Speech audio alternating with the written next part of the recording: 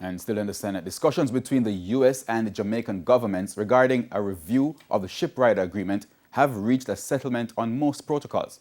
The agreement that governs interactions between sea vessels of one country when intercepted by officials of the other country was thrown in the spotlight after Jamaican fishermen reported being mistreated for months when their boat, the Lady Lala, was stopped by U.S. officials.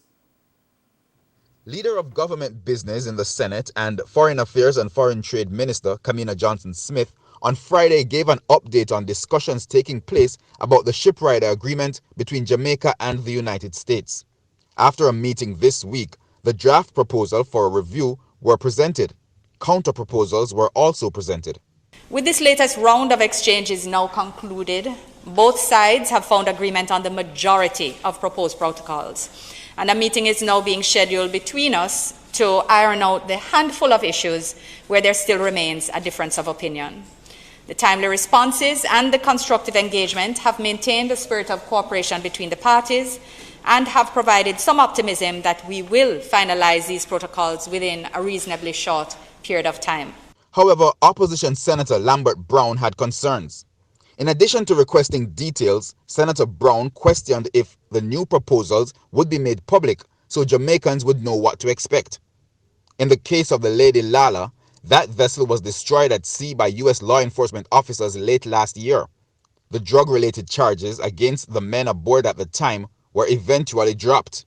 I also want to ask, because I make one set of questions, President, whether or not any of the protocols relate to compensation in the case where property of the citizens of Jamaica are damaged or destroyed by the foreign partner. Mr. President, in response to the question as to whether the protocols will be made public, the answer is that is not under consideration at this time. The matter of compensation is not a part of this discussion. That is in response to the second question. Leader of Opposition Business, Senator Peter Bunting, wanted details on the agreement as well as a possible broadening of the terms to include assistance in policing Jamaica's maritime resources. So it would be pre-boarding,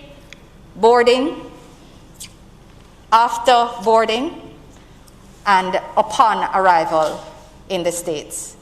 So at those three stages, we are enhancing the information that is exchanged.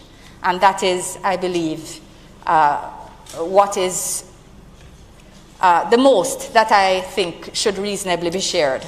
Herman Green, TVJ News.